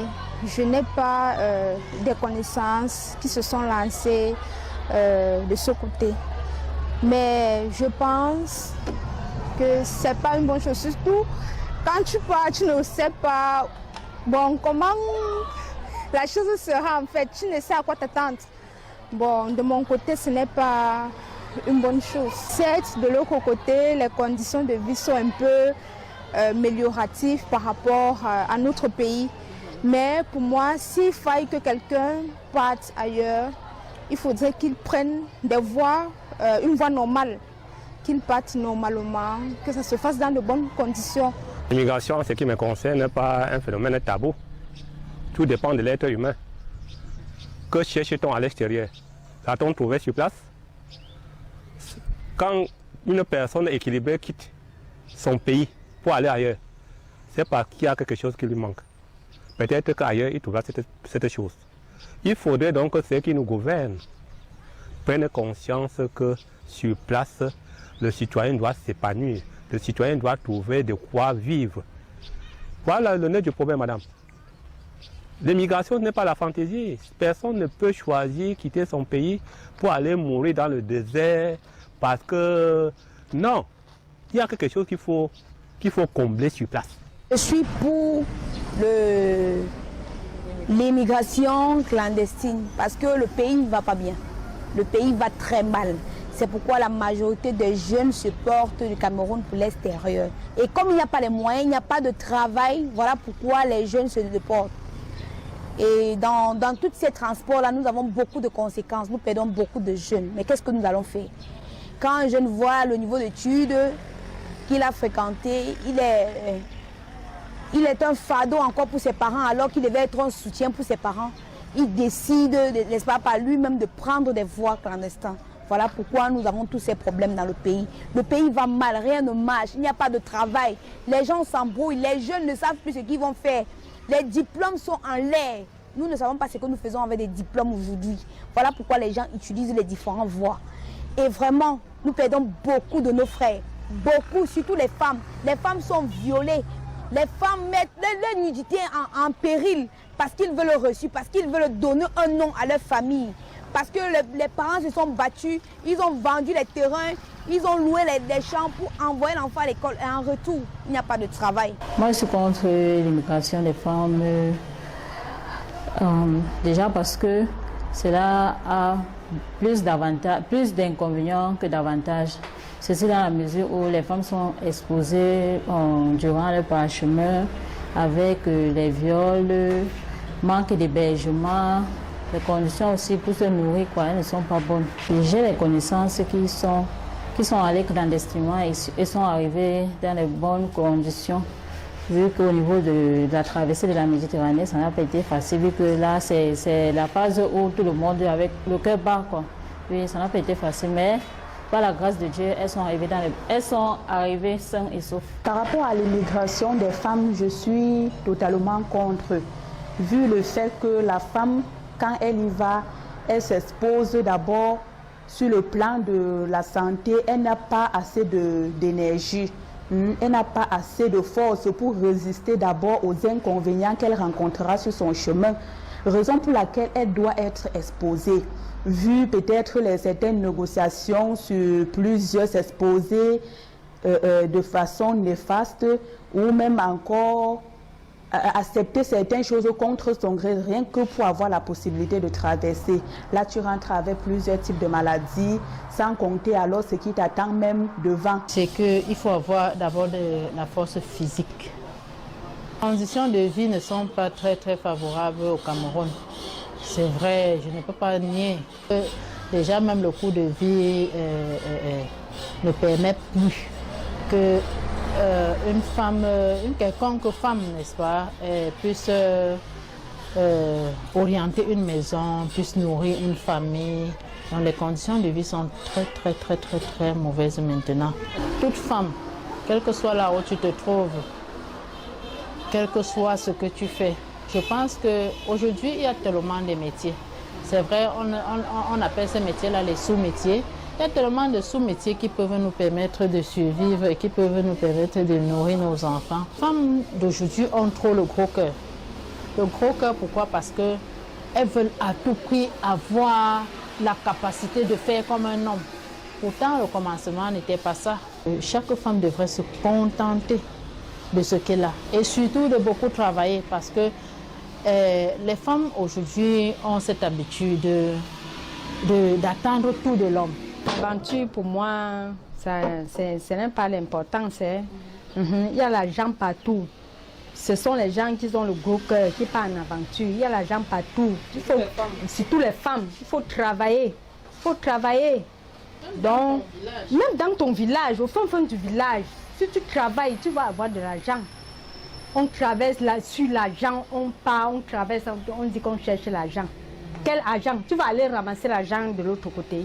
Tu vas aller ramasser l'argent au sol sans travailler. Hein? Sauf que tu ne vas pas faire les mauvaises choses pour avoir l'argent. Tu as la tête nue. Tu dis que tu pars à l'aventure. Quand ce soit l'homme ou femme, parce qu'il y a certains hommes qui partent en aventure, ils n'ont rien dans la tête. Moi, l'important de l'aventure, ce n'est même pas dans ma tête. C'est nul. Il faut travailler. La vie appartient à ceux qui se lèvent tôt. L'immigration des femmes, je ne suis pas d'accord. Parce que la femme, d'abord, le sexe est faible, c'est un adage qui le dit. Donc, dans certaines étapes, la femme ne peut pas s'en sortir, contrairement à l'homme. Or, l'homme est prêt à tout. Le courage, le Hemley, comme on parle au 237. Oui. Or, la femme ne pourra pas donner à 100%. De retour sur le plateau de Parole de Femmes, merci infiniment à ces personnes qui ont bien voulu réagir au micro d'Equinox Télévision. Les témoignages sont assez froids et puis ici on a continué quand même notre débat en off et je pense que ces différentes réactions ont suscité une certaine colère ou bien beaucoup de souvenirs, ont réveillé beaucoup de souvenirs auprès de nos panélistes. Alors quelqu'un d'entre vous veut prendre la parole, Marita? Je vais parler. Oui, allez-y. Donc bonsoir chers éditeurs.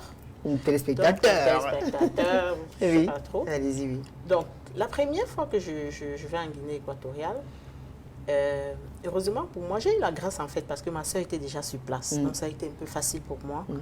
Donc on a déposé mes dossiers au commissariat pour me faire une carte de résidence et tout. J'ai obtenu ma carte de résidence. Et il y a un événement qui s'est produit en Guinée une année, je ne sais plus, en 2000 quoi. On a braqué une banque et il s'avère, ils ont dit que c'était des Camerounais qui avaient braqué la banque. Donc on ne sait pas. Du coup, c'est devenu toute une histoire. Les Camerounais ne sortaient plus. C'est-à-dire que c'était compliqué. On a tué des Camerounais partout à Bata, machin et tout. Et je reste chez moi, je vois 2 policiers qui entrent tôt. J'ouvre et je vois les policiers, ils entrent. Ça fait des hommes en tenue. Des hommes en tenue en fait. Donc ils avaient l'arme et tout. Ils commencent à me demander où sont mes papiers, machin et tout ça là. Ils envoient l'arme dans mes fesses en fait. Waouh. C'est-à-dire que cette histoire m'a traumatisée. Waouh. Dans vos parties intimes? Dans mes parties intimes. Je dis qu'ils ont envoyé l'arme. Ils commencent à fouiller. Je leur demande mais vous cherchez quoi? Ils fouillaient quoi? Ils me disent qu'ils cherchent, c'est la drogue, ou c'est quoi? Que nous les Camerounais, nous sommes capables une arme. Avec une arme. Chez moi, à la maison. Heureusement pour moi que j'avais ma carte de résidence. Donc, dès qu'ils sont partis, et je rends encore grâce à Dieu parce qu'ils ne m'ont pas violée. J'ai eu tellement peur ce jour qu'ils allaient me violer. Ils ne l'ont pas fait. Je ne sais pas si c'est parce que c'est Dieu qui m'a aidé ou si c'est parce que j'avais la carte de résidence ou quoi. Mais quand j'ai montré ma carte de résidence, ils ont dit ok, machin et tout ça, ils sont partis.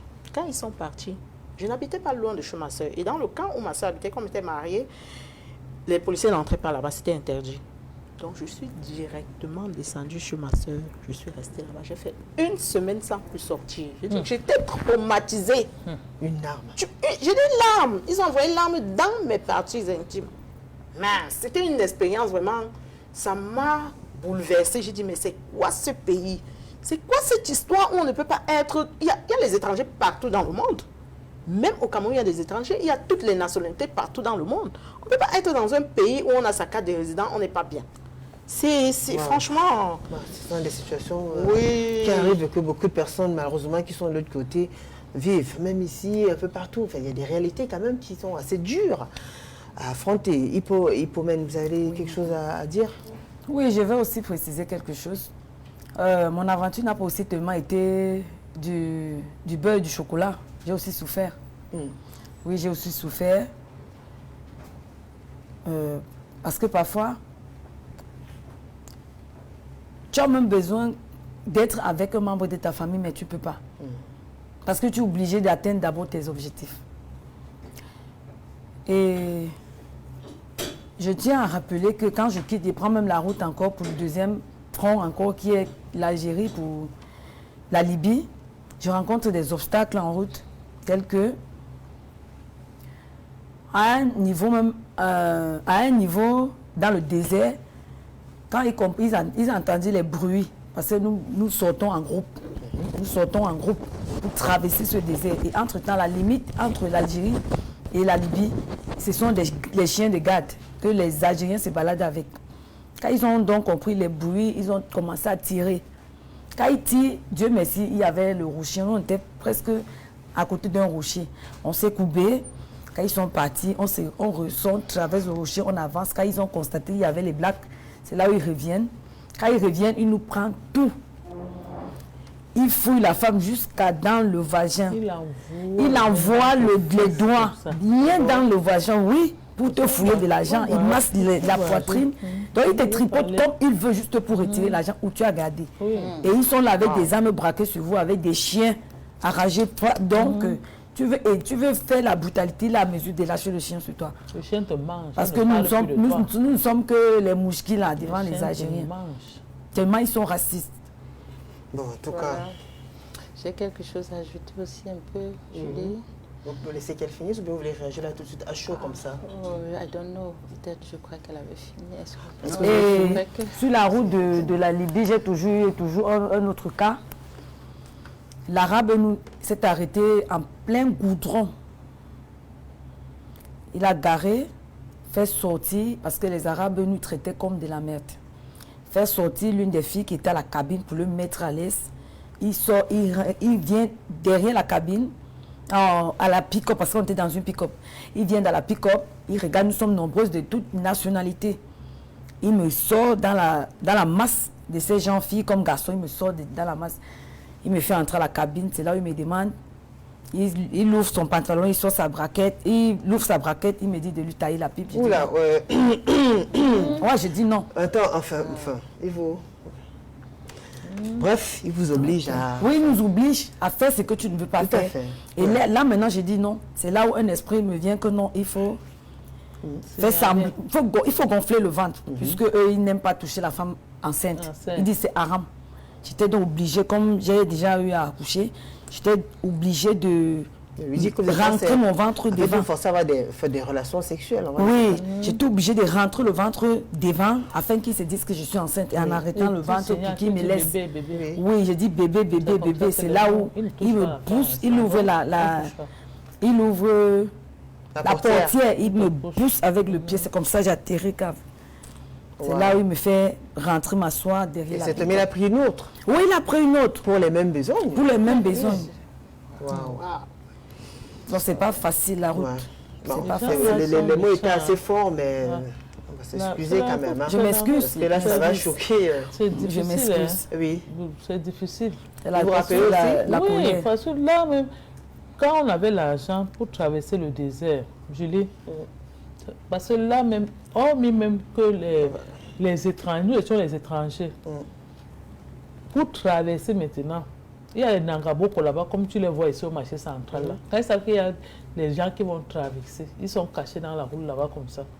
On était obligés de prendre les plastiques, emballer l'argent dedans, envoyer dans ton vagin, envoyer, tu envoies, oui.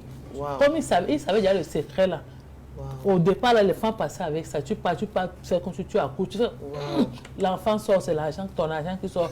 Tu peux utiliser ça de l'autre côté. Maintenant, quand ils savaient déjà le secret, là, Julie. C'est pour ça qu'ils... vous cachez l'argent dans vos parties intimes, en fait. Oui. Alors, quand ils connaissaient le secret, là, dès qu'ils vous arrêtent, c'est la première des choses. Gynécologue, il te met lever tes pieds comme s'il veut prendre l'enfant. Il l'envoie, il ne calcule même pas qu'il peut te faire mal. Ou les ongles sont comment ou comment. Mais vite, tu comprends seulement que dans ton cœur commence, on arrête. C'est comme si ton cœur va sortir seulement avec l'argent à une fois. Non. Quelqu'un ne te trompe pas. De Julie. Il ne veut pas comprendre où tu es en train de saigner. Il envoie Julie. C'est comme s'il l'a trouvé. On lui dit que il envoie la main comme ça, là. Ça me dit que où il a même le lubrifiant, que ça va entrer. Il ne veut pas comprendre. Dans un poster pas possible. L'autre arrête ton pied, l'autre arrête ton pied, l'autre boum! On tire comme ça, là, comme si c'est l'enfant qui ne voulait pas sortir normalement. Il savait déjà le secret. Non, je ne vous conseille pas ça. L'aventure venue. C'est seulement parce que tu ne peux pas parler secret, tout ce que on ne peut pas. Vraiment, mes enfants, c'est difficile. C'est difficile. Le fois où tu es obligé de céder, il te couche même à 4. C'est la règle. Tu ne veux pas, on te tue, non? On te tue, on te jette là-bas, les autres continuent. On te tue, pourquoi ça ne sente pas les autres? On traversait les cadavres comme ça, là. Un petit sable, on soulève le sable comme ça, on t'enterre là-bas, l'aventure continue. Toi qui as supporté, les filles, même tu vois, elles marchaient par son bancal comme ça, quand on les a adosées, même la nuit, il n'y avait pas moyen de marcher, mais il faut avancer. Ils marchent moins comme ça, là, que toi, tu crois que c'est quoi? Alors qu'on les a déchirés partout. L'aventure, c'est grave. C'est vrai qu'on comprend quand même que c'est assez fort ce que vous décrivez. C'est pas cru, ça fait mal. Bon, là, on rit parce on rit la façon dont elle décrit les choses, mais c'est tellement grave, c'est tellement choquant, c'est tellement humiliant et dégradant. D'accord.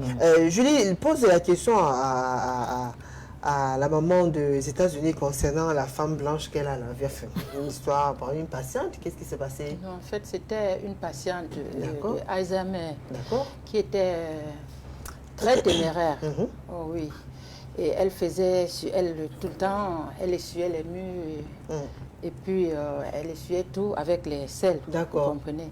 Oui, donc quand tu lui mettais la couche, carrément elle enlevait, elle déchiquetait comme ça là. Elle faisait les selles sur elle et puis les Américains là, quand vous arrivez là-bas, vous êtes étrangers, Du coup, quand il y a un cas comme ça, on dit call Miss Sophie. Appelez Miss Sophie. Les infirmières, appelez Miss Sophie. Moi, dans l'humilité et l'obéissance, je n'ai pas toujours. Elle, alors, elle avait ce jour-là, elle avait fait une journée dans ça. Toutes les siennes passaient, personne ne voulait la toucher. Et puis, moi, je suis partie. Vous l'avez fait? Je l'ai lavé. J'ai lavé les murs. Wow. J'ai tout lavé. Et puis, elle m'a regardée. Elle m'a dit, ma fille, tu as trop pleuré. Aujourd'hui, tu m'as lavé. Le Seigneur a vu. Wow. Oui, tu vas rentrer chez toi. Wow. Voilà, elle a sorti cette bague. Elle m'a donné, c'est un diamant là. Oui, elle me dit, porte-la, elle est pour toi. Si tu laisses ici, elles vont venir prendre parce que je vais mourir bientôt. Wow. Tu vas rentrer chez toi. Voilà un des déclics que j'ai, un des détails. Voilà, toujours aimer son travail et bien le faire. Voilà. Bon, sœur Julie, à nos invités, je suis vraiment choquée d'entendre Camerounaise risquer sa vie ainsi pour arriver en Guinée équatoriale. Nous avons vraiment touché le fond. Ernest depuis Ndokpasido. Bonsoir mesdames, moi c'est Boris depuis Yaoundé. Courage à mes soeurs, pas vraiment facile le pays. Que Dieu vous donne la force de surmonter. Bonsoir Julie, très belle thématique. Je ne conseillerais jamais les jeunes de prendre ce risque. En revanche, je trouvais Cindy réservée. José depuis Ngaoundéré. Bonsoir à toutes les braves dames sur le plateau. Je tenais à dire à Marita qu'elle est forte et ne se laisse jamais abattre par les situations qu'elle a traversées. Tu es un exemple, tu sais prendre sur toi. Personne n'imaginerait ce parcours de toi. Big up, Chris depuis Yaoundé. Bonsoir, je tiens à féliciter Hippomène pour son courage. Ne baisse pas les bras. Un jour, tu auras le temps de faire encore plus grand. Alors, minute conseil, ce sera donc notre dernier arrêt. Il n'y a plus assez de temps. Tout doucement, on va commencer à descendre. Donc, je vous propose tout de suite de suivre Phil Ebengue, qui est event planner. Minute conseil, donc, c'est tout de suite sur Equinox Télévision.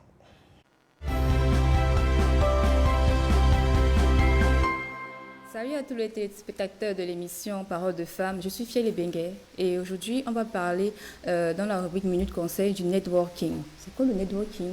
C'est l'art de pouvoir créer des relations avec les autres, des relations personnelles, des relations professionnelles également, pour pouvoir grandir ensemble et vraiment construire quelque chose de magnifique et de merveilleux, que ce soit des projets, que ce soit vraiment des soutiens personnels et autres.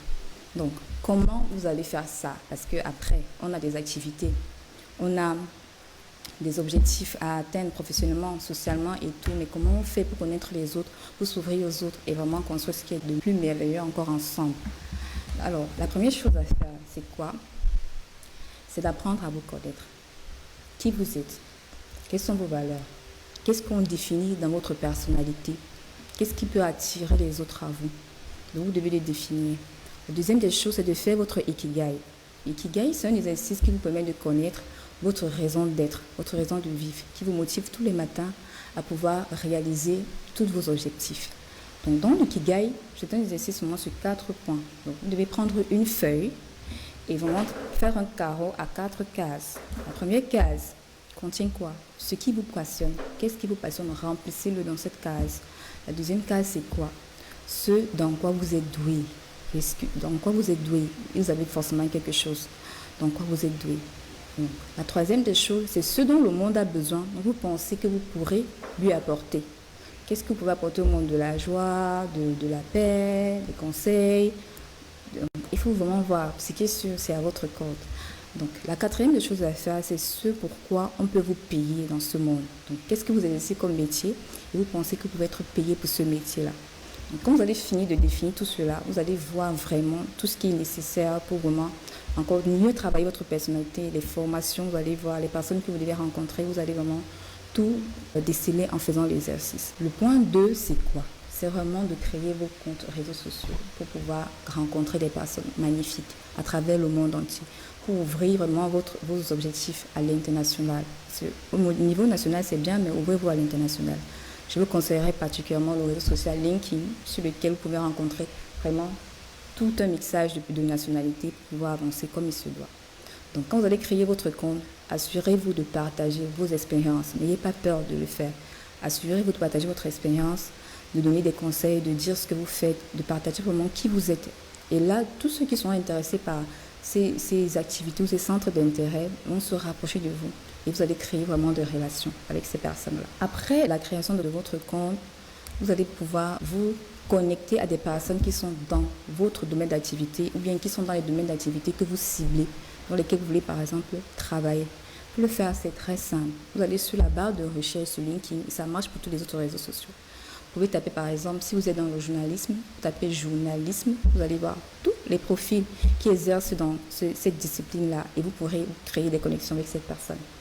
Si vous avez par exemple pour cible ceux qui font par exemple dans la peinture, je dis n'importe quoi, vous allez taper peinture dans la barre de recherche et vous allez voir les entreprises qui offrent ces services-là et vous pouvez notamment être en contact avec soit le chef de l'entreprise ou bien un responsable marketing, quoi que ce soit là-bas, je ne sais pas. Vous prenez contact avec cette personne-là et vous prenez le temps déjà d'apprendre à vous connaître avant de proposer vos services. Pourquoi vous devez faire ça? Parce que les gens doivent savoir qui vous êtes, doivent savoir ce que vous êtes capable de donner. Les gens doivent savoir que vous êtes disponible pour eux parce que les gens aiment qu'on les écoute. Quand vous prenez le temps d'écouter les autres, vous prenez vraiment le temps de tisser des liens forts. Après les réseaux sociaux, il faut que vous sortez de votre zone de confort parce que les réseaux sociaux c'est bien, on peut dire n'importe quoi parce qu'on est derrière son téléphone. Prenez vraiment la peine de partager tout ce qui est utile. Donc, après les réseaux sociaux, prenez la peine de participer aux événements. Il y a des événements à entrée gratuite, il y a des événements à entrée payante. Donc, vous avez vraiment un large panel de choix en fonction de vos objectifs et aussi de votre discipline. Donc, quand vous avez déjà votre discipline, sur les réseaux sociaux, vous allez trouver les événements. Si vous tapez événements sur Facebook ou bien sur LinkedIn, vous allez voir tous ceux qui auront lieu, par exemple, à une période précise. Quand vous prenez contact avec le flyer, vous allez voir par exemple ceux qui organisent, vous allez voir les personnes qui sont invitées à cet événement, vous allez voir quelle est la cible de cet événement. Et de là, ça vous permettra de faire quoi? Vous préparer pour participer à cet événement en question. Quels sont vos objectifs? Il faut toujours aller sur la base des objectifs. Est-ce que vous voulez être en contact avec ceux qui organisent? Est-ce que vous avez besoin d'un stage et ceux qui sont là-bas pourront vous en procurer? Est-ce que vous avez besoin d'un emploi? Est-ce que vous avez besoin d'un investisseur, d'un collaborateur? Forcément, vous allez en trouver à cet événement-là. Donc, ne vous tracassez pas. Il faut juste savoir comment vous allez approcher déjà ces personnes et surtout les accrocher. Donc, quand vous arrivez à l'événement, faites tout pour vous faire remarquer positivement. Rapprochez-vous des autres. Rentrez avec des contacts, c'est important. Et après ça, qu'est-ce qu'il faut faire? Parce que oui, vous allez rentrer avec des contacts, mais après le bonjour, bonsoir, c'est moi tel, on s'est rencontré à tel événement. Il y a une suite. Parce que vous allez créer des relations avec des gens. Et les relations humaines s'entretiennent. Comment vous allez entretenir votre relation à ce moment-là? Il faudra que vous preniez de temps en temps des nouvelles de cette personne. Vous pensez à vraiment soutenir leur activité. Ça ne coûte vraiment rien. Vous pouvez vous abonner à leur page, vous pouvez partager leurs flyers de leurs activités. Recommander même, c'est important. C'est comme ça que vous allez tisser plus de liens. Et après, derrière tout ça, ce qui est sûr, c'est que vous gagnez quoi? Les 3 C, comme j'ai dit. Vous gagnerez en connaissance parce que ce que cette personne-là connaîtra, elle n'hésitera pas à le partager avec vous. Vous allez gagner en contact, votre réseau va s'élargir. Forcément, on aura l'impression que vous connaissez beaucoup de monde, alors que vous avez juste pris la peine de bien fixer vos objectifs et de cibler les bonnes personnes. Donc, la 3e chose que vous allez gagner, c'est du cash, c'est de l'argent. Parce que si vous partagez votre expérience, on verra en vous quelqu'un de professionnel, on verra en vous quelqu'un d'humain, d'authentique et d'original, et on n'hésitera pas à vous recommander ça, j'en suis sûre. Donc, prenez vraiment la peine de toujours vous rapprocher des autres, de pouvoir les pousser, les mettre de l'avant. Et en retour, eux aussi le feront naturellement pour vous. Là, ça sera vraiment de façon naturelle, rassurez-vous. Donc, je vais faire un récapitulatif. Première des choses, vous connaître. Déterminez quel est votre ikigai. Deuxième des choses, créez vos comptes réseaux sociaux et prenez la peine de partager tout ce qui est positif pour votre image. Troisième des choses, je veux dire, participez aux événements et vraiment rencontrer des gens, prenez des contacts, entretenez vos relations et vraiment profitez à fond et que le résultat je sois. Merci de m'avoir suivi et bonne suite de l'émission sur Parole de Femmes. Merci infiniment à Philippe Bengue, qui est donc event planner, qui nous parlait du networking. Donc, comment se créer un bon réseau? Si jamais vous êtes dans le besoin, n'hésitez pas à suivre les conseils. Il n'y a plus assez de temps, Madame Jacqueline, pour sortir. Tant que Angeline. Oui, tant que Angeline, excusez-moi. Oui, pour sortir, Madame Julie, tout à l'heure, dans mon intervention, j'ai oublié de dire à nos jeunes sœurs et frères que l'aventure, ce n'est pas bonbon. On partait comme ça, traverser le désert, Julie. Même là où tu vas boire l'eau, il n'y a pas. L'eau que tu as bu depuis que tu as commencé la marche dans la brousse, tu vas pisser. C'est ça, tu vas boire. Il n'y a pas là où tu vas boire l'eau. Tu vas demander à qui. Tu passes comme ça, tu vois le cadavre. Quelqu'un qui était peut-être avec ses compagnons, on l'a déjà abandonné, là, il est déjà mort. L'autre meurt comme ça, assis, l'autre meurt couché comme ça. Il n'y a même personne même pour mettre même le sable sur toi. Tu continues l'aventure. Tu continues l'aventure. Vous buvez vos propres urines. Tu bois tes urines. Tu vas faire comment? Et la gorge, tu vas mourir de soif. Tu vas faire comment? Tu pisses, tu bois. Tu pisses, tu bois. Vous êtes même en groupe comme ça, là. Tu fais confiance que non. Ouais, c'est toi, ma copine, machin. Et c'est tes mêmes copines-là qui montent le coup pour te soutirer. Pourquoi ne même pas te tuer? Wow. Parce que ta famille ne connaît pas là où tu es. Tu meurs, c'est ça que tu dis. Quand il est parti depuis, porté disparu, on pose tes photos partout. Alors que tes propres copines même ont déjà fini avec toi. Oui. Wow. Si elle n'arrive pas à te soutirer comme il faut, même dans ton sommeil, même, vous dormez comme ça dans la cachette, là, dans le sommeil, on a pris ton coup là-bas, tu mets, elle prend ton argent, elle continue. Wow. Donc en aventure, on ne fait confiance à personne. À personne. Il n'y a pas Jésus là-bas. Tu ne fais confiance à personne. Tu es dans ton camp. Tu gardes l'argent que dans ton ventre. Dans ton ventre. Tes propres amis même te tuent. Le poison là-bas, alors c'est la mort. Oui, le poison là-bas, tu ne manges pas n'importe comment. Tu ne manges pas n'importe comment. Et ils vont te poser la question pour savoir, tu es quitté avec combien? Ouais, moi, mon argent, je suis quitté comme ça. Il me reste peut-être même 200 000 sur moi en bon. Hein. On va aller à ramasser quelque chose, on te donne, tu meurs. Ni vu ni connu, on te balance là-bas, tu n'as pas fini, on te fout, on te tire là-bas, elle continue leur route. Ouais. Wow. Donc le conseil, que le message que je passe ce soir, mes jeunes frères et sœurs, mes enfants, vous avez votre caméra en face. Mes enfants, mes jeunes frères et sœurs, l'aventure n'est pas quelque chose à tenter. Il est vrai que ça réussit, mais peut-être à 2%. Parce que nous, on voit seulement ceux qui réussissent. Personne ne peut, beaucoup de gens ne racontent pas ce qu'ils vivent, la réalité sur le terrain. Quand tu vois quelqu'un réussir, il est peut-être déjà bien, mais s'il te dit ce qu'il a fait et ce qu'il a subi avant d'arriver là-bas, tu n'auras pas le courage. Merci. Donc, je vous déconseille l'aventure. Merci beaucoup, Madame Tonkangeli. Vous avez eu des témoignages assez forts. C'est vrai que ça a dû heurter beaucoup de sensibilité, mais il fallait qu'elle me dise certaines vérités. L'objectif étant de sensibiliser. Merci infiniment pour votre participation et la sincérité de vos propos. Hippomène, juste en quelques mots, votre caméra est juste en face de vous pour sortir, s'il vous plaît. Ouais, mon mot de la fin, je ne dois pas dire à mes frères et mes soeurs que l'aventure n'est pas une belle expérience. Moi, je conseillerais plutôt mes frères et sœurs, pour ceux ou celles qui veulent quitter leur pays, de se rapprocher auprès d'un coxeur afin de causer avec lui. C'est lui au moins ce qui peut vous faire quitter du Cameroun jusque-là, sans risque. Vous avez plus de risques quand vous quittez seul. Genre, on vous explique seulement que la transaction c'est comme ça, comme ça, comme ça, comme ça. D'accord, en fait, le conseil c'est celui qui vous accompagne. En fait. Oui, le conseil c'est celui qui vous accompagne. De préférence, c'est plus rassurant comme ça.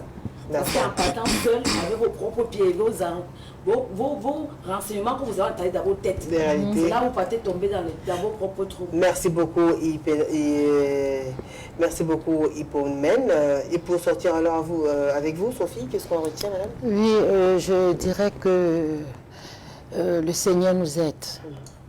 Que les conditions de nos pays soient améliorées. D'accord. Et qu'on sensibilise nos dirigeants qui peuvent aider nos jeunes à rester dans le pays. D'accord. Et dans nos foyers aussi, parce que beaucoup de femmes partent des foyers parce que ça ne va pas.